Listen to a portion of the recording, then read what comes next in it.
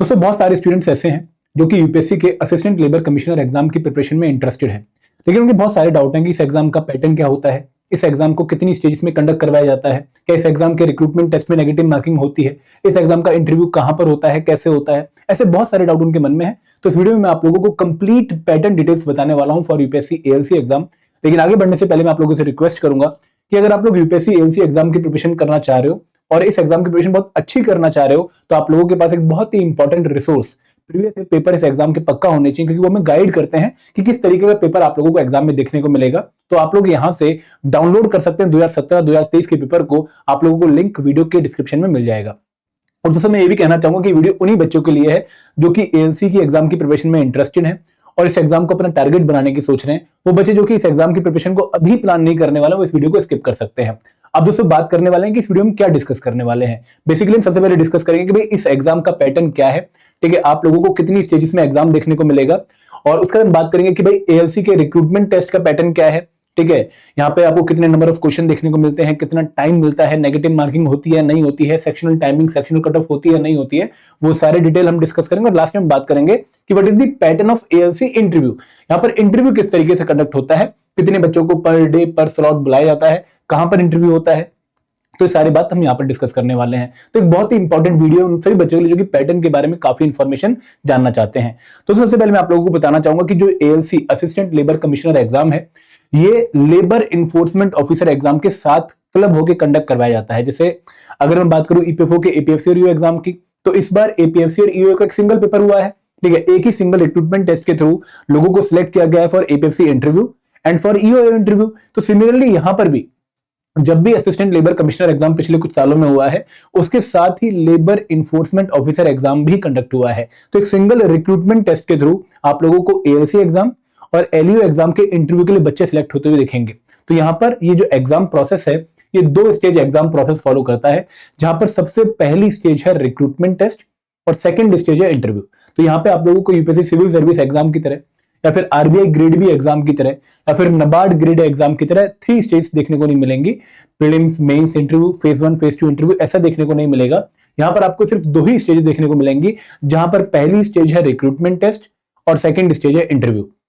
अब दोस्तों जो रिक्रूटमेंट टेस्ट है कौन सी स्टेज है, ये एक ऑफलाइन ऑब्जेक्टिव पेपर की स्टेज है। यहां पर आप लोगों को ऑफलाइन मतलब आपको एक सेंटर में जाना पड़ेगा, आप लोगों के हाथ में इन्विजिलेटर एक पेपर देगा, इसके अंदर ओएमआर शीट होगी, आपको ओएमआर शीट पे राइट आंसर मार्क करना है, वो शीट आप सबमिट करके पेपर लेकर फिजिकल फॉर्म में घर आ जाओगे। तो यहाँ पर कंप्यूटर बेस्ड टेस्ट नहीं है, यहाँ पर आपका फिजिकल टेस्ट है, फिजिकल पेपर आपके हाथ में होगा जिसके ऊपर क्वेश्चन अंकित होंगे और आपको राइट आंसर ओएमआर शीट में मार्क कर रहे हैं।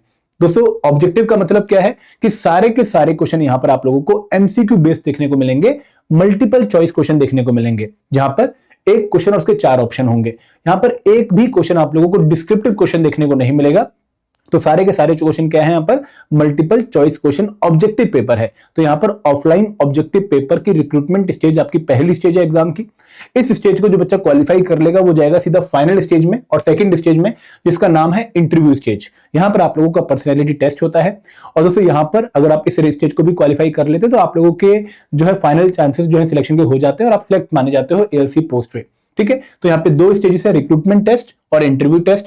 अब दोस्तों रिस्पेक्टिव वेटेज क्या है दोनों स्टेज की, कि जो रिक्रूटमेंट टेस्ट है वो है 300 मार्क्स का और इंटरव्यू स्टेज है 100 मार्क्स की। तो टोटल कितने मार्क्स हो गए, 400।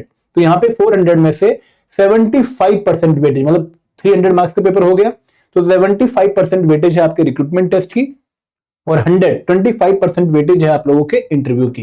तो अगेन यूपीएससी यहाँ पर मेरिट को रिकॉग्नाइज करती है। आप लोगों की रिक्रूटमेंट टेस्ट की परफॉर्मेंस बहुत डिफाइनिंग फैक्टर होती है कि आप लोगों की सिलेक्शन होगी या नहीं होगी। क्लियर है ये वाली बात। अब हम बात करते हैं रिक्रूटमेंट टेस्ट के पैटर्न की। देखो रिक्रूटमेंट टेस्ट यूपीएससी जब कंडक्ट करवाता है तो यहाँ पे आप लोगों को 2 घंटे का पेपर देखने को मिलेगा। 120 मिनट्स का पेपर होता है। 120 मिनट्स में आपके सामने 120 क्वेश्चन होंगे। आपको एक जो है ऐसी आंसर बुकलेट दी जाती है जहां पर 120 क्वेश्चन होंगे। ये क्वेश्चन हिंदी लैंग्वेज में भी होंगे और इंग्लिश लैंग्वेज में भी होंगे। आप हिंदी भाषा में भी क्वेश्चन को अटेम्प्ट कर सकते हैं और आप इंग्लिश लैंग्वेज में भी क्वेश्चन को अटेम्प्ट कर सकते हैं। दोस्तों हर एक क्वेश्चन इक्वल मार्क्स 2.5 कैरी करता है। तो टोटल पेपर आपका कितने मार्क्स का है, 120 number of questions into 2.5 marks for each question is equal to 300 marks. तो 300 मार्क्स का क्वेश्चन पेपर है रिक्रूटमेंट टेस्ट का। अब दोस्तों यहाँ पे अगर आप किसी क्वेश्चन का आंसर ओएमआर शीट पे गलत लगा देते हो तो उस केस में आपको पेनल्टी लगेगी। कितनी पेनल्टी लगेगी? जितने क्वेश्चन के मार्क्स है 2.5 उसकी 1/3 पेनल्टी, तो 0.833 is the negative marking for every wrong answer. तो यहाँ पे आप लोगों को नेगेटिव मार्किंग काफी हैवी देखने को मिलेगी, क्योंकि स्टैंडर्ड यूपीएससी की 1/3 नेगेटिव मार्किंग ही है। तो यहाँ पे पैटर्न क्या है, क्लियर है आप लोगों को कि 120 मिनट के जो है टाइम है, 300 मार्क्स का पेपर है, 120 नंबर ऑफ क्वेश्चन है, हिंदी एंड इंग्लिश लैंग्वेज में क्वेश्चन है, 2.5 मार्क्स हैं हर एक क्वेश्चन के, और आपको 1/3 नेगेटिव मार्किंग देखने को मिलेगी। अब दोस्तों बहुत सारे बच्चों का डाउट होता है कि सर क्या यहाँ पर सेक्शनल टाइमिंग या फिर सेक्शनल कट ऑफ होती है? देखो पहले आपको समझना पड़ेगा कि ये चीजें है क्या।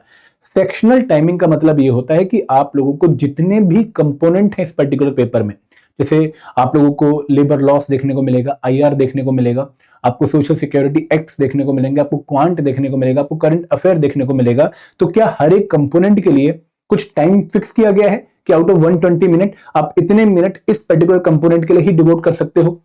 उसके बाद आपको दूसरा कंपोनेंट स्टार्ट करना पड़ेगा, जैसा कि जनरली बैंकिंग एग्जाम में होता है, या फिर आप लोगों को आरबीआई ग्रेड भी एग्जाम में देखने को मिलता है, नबार्ड ग्रेड एग्जाम में देखने को मिलता है। तो हम सेक्शनल टाइमिंग कहते हैं कि ऐसा कोई कंसेप्ट यहां पर है? नहीं दोस्तों, ऐसा कोई भी कंसेप्ट यहां पर नहीं है। जो 120 मिनट आप लोगों को पूरे पेपर के लिए एलोकेट किए गए, वो आप अपनी मर्जी के हिसाब से, अपनी रिक्वायरमेंट के हिसाब से पेपर के किसी भी क्वेश्चन पे या किसी पोर्शन ऑफ क्वेश्चन पे एलोकेट कर सकते हैं। क्लियर है?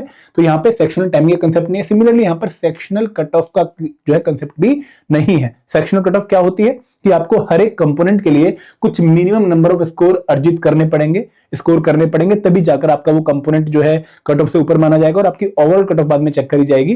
तो यहाँ पर ऐसा कंसेप्ट भी नहीं कि आपको किसी पर्टिकुलर कंपोनेंट के कुछ minimum number of question attempt करने ही करने हैं। आप अगर चाहें तो क्वांट का एक भी क्वेश्चन ना करके आए और बाकी क्वेश्चन आप सारे कराएं, और आपके अगर ओवरऑल कट ऑफ क्वालिफाई हो रही है तो आप सिलेक्टेड माने जाएंगे। तो यहाँ पर सेक्शनल टाइमिंग और सेक्शनल कट ऑफ जैसे कोई कंसेप्ट नहीं है। आपकी रिक्रूटमेंट टेस्ट की कट ऑफ जाती है, जो कि हर बार पेपर के डिफिकल्टी लेवल या फिर नंबर ऑफ एप्लीकेंट या फिर आप लोगों के कितने नंबर ऑफ वैकेंसीज आई हैं इस पर्टिकुलर पोस्ट के लिए, उस पर डिपेंड करके आप लोगों को कट ऑफ का एक नंबर देखने को मिलेगा। और अगर आपके मार्क्स रिक्रूटमेंट टेस्ट के कट ऑफ से ऊपर है तो आप इंटरव्यू स्टेज के लिए सिलेक्ट कर लिए जाओगे। तो ये पूरा पैटर्न है रिक्रूटमेंट स्टेज का, जहां पर आपको कोई भी डाउट नहीं होना चाहिए। आगे बढ़ते हैं तो अब बात करते हैं इंटरव्यू की। देखो इंटरव्यू एक बहुत ही इंपॉर्टेंट स्टेज है, इसको हम पर्सनैलिटी टेस्ट के नाम से भी जानते हैं। पर्सनैलिटी टेस्ट के जो मार्क्स हैं वो मार्क्स आपके रिक्रूटमेंट टेस्ट के मार्क्स से जोड़े जाते हैं, और फिर जो टोटल मार्क्स होते हैं अगर वो फाइनल कट ऑफ से ज्यादा हैं तो आप लोग सिलेक्टेड माने जाते हैं।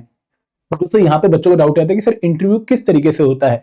देखो इंटरव्यू पहले तो आप लोगों को याद रखना है कि सिर्फ ऑफलाइन मोड में होगा।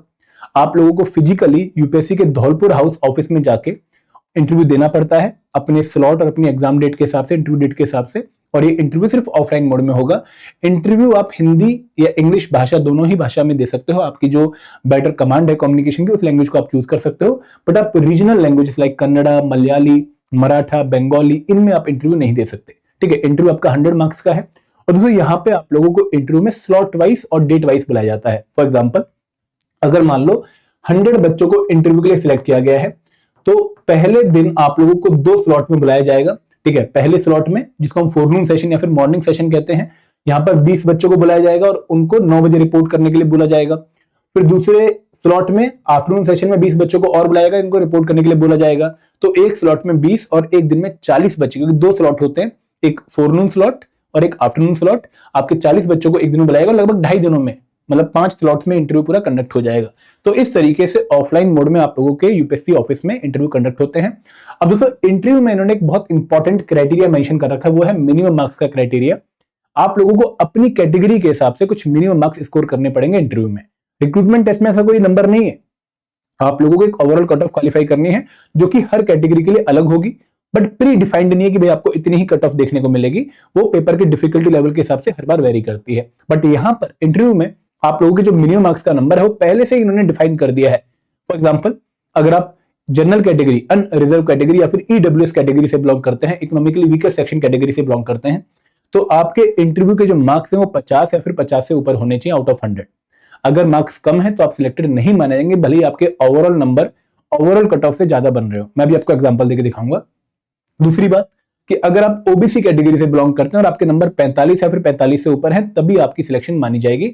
अदरवाइज अगर 45 से कम है तो आपके सिलेक्शन को फिर जो है कैंसिल कर दिया जाएगा। सिमिलरली अगर आप जो है एससी, एसटी या फिर person with benchmark disability category से बिलोंग करते हैं तो आपके नंबर 40 या फिर 40 से ऊपर होने चाहिए। अब एक एग्जांपल समझिए। फॉर एग्जांपल मैं हूं कुलदीप पाठक, ठीक है, केपी, और मैं इस एग्जाम को जो है दे रहा हूं। मेरे रिक्रूटमेंट टेस्ट में बहुत अच्छे नंबर आए, 245 आउट ऑफ 300, और मैं यहाँ पर टॉपर था, ठीक है। अब जब मैं इंटरव्यू देने गया और मैं अनरिजर्व कैटेगरी से बिलोंग करता हूं, तो इंटरव्यू देने पर मेरे नंबर जो आए वो आए 49 आउट ऑफ 100। बहुत अच्छा इंटरव्यू मेरा नहीं गया, ठीक है। तो मेरा टोटल स्कोर क्या हो गया? मेरा टोटल स्कोर हो गया 294 आउट ऑफ 400। अब for example final cut off गई है 270 मार्क्स। रिक्रूटमेंट टेस्ट और इंटरव्यू के बाद जो फाइनल कट ऑफ जाती है वो 270 मार्क्स गई है। तो इस केस में तो मेरा जो स्कोर है वो फाइनल कट ऑफ से लगभग 24 मार्क्स ज्यादा है। तो मेरी तो सिलेक्शन हो जानी चाहिए, बट मेरी सिलेक्शन नहीं होगी। क्यों नहीं होगी? क्योंकि मेरे जो मार्क्स हैं वो जर्नल और ईडब्ल्यूएस कैटेगरी के हिसाब से इंटरव्यू के 50 या फिर 50 से ऊपर होने चाहिए, जो कि नहीं है, लेस देन 50 है। इसलिए मेरी सिलेक्शन नहीं होगी, भले ही मेरे मार्क्स रिक्रूटमेंट टेस्ट में सबसे ज्यादा क्यों ना हो और भले ही मेरे overall marks final cut off से ज्यादा क्यों ना हो। तो दोस्तों ये बात आप लोगों ने ध्यान रखनी है। Interview is a very important stage, क्योंकि यहां पर आप लोगों को कुछ मिनिमम मार्क्स स्कोर करने हैं, आपको पहले ही बताया गया है। अब दोस्तों फिर भी बच्चों को कुछ कॉमन डाउट आते हैं। एक कॉमन डाउट क्या आता है कि सर क्या ये पेपर रिक्रूटमेंट टेस्ट का हिंदी और इंग्लिश भाषा दोनों में कंडक्ट होगा? बिल्कुल होगा। यहाँ पे आप लोगों को हिंदी भाषा में भी क्वेश्चन देखने को मिलेंगे और इंग्लिश लैंग्वेज में भी क्वेश्चन देखने को मिलेंगे। सेक्शनल टाइमिंग एग्जाम में है नहीं है, मैंने आपको क्लियरली बता दिया है। सिर्फ एक ओवरऑल टाइमिंग है 120 मिनट की। सिमिलरली यहाँ पर सेक्शनल कट ऑफ नहीं है, एक ओवरऑल कट ऑफ होती है रिक्रूटमेंट टेस्ट की और एक फाइनल कट ऑफ होती है आफ्टर इंटरव्यू। तो क्या यहाँ पर नेगेटिव मार्किंग है रिक्रूटमेंट टेस्ट में? हाँ बिल्कुल है। आप लोगों को 1/3 यूपीएससी की स्टैंडर्ड नेगेटिव मार्किंग, जो कि 0.833 मार्क्स की पेनल्टी लगाती है पर नेगेटिव आंसर, पर रॉन्ग आंसर आपको देखने को मिलेगी। आर क्वेश्चंस ऑब्जेक्टिव और सब्जेक्टिव, सारे के सारे क्वेश्चन रिक्रूटमेंट टेस्ट में आप लोगों को ऑब्जेक्टिव ही देखने को मिलेंगे, मल्टीपल चॉइस क्वेश्चन ही देखने को मिलेंगे। तो ये था एएलसी एग्जाम का कंप्लीट पैटर्न। आई होप आपके डाउट सारे क्लियर हो गए होंगे। कोई भी चिंता, कोई भी डाउट अब आपके मन में नहीं रहेगा। अगर फिर भी किसी बच्चे को किसी भी तरह का और कोई डाउट आता है तो आप इस वीडियो के नीचे मेंशन कर सकते हैं। I will be more than happy to answer it there. Thank you very much. जय हिंद, जय भारत।